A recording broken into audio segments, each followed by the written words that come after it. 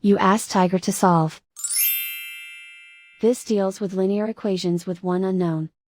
The final result is x equals -18. Let's solve it step by step. Group all constants on the right side of the equation. Add 8 to both sides. Simplify the arithmetic.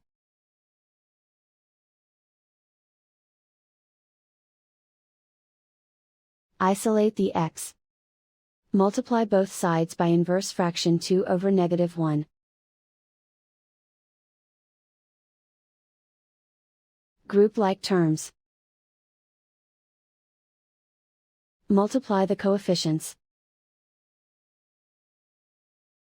Simplify the arithmetic.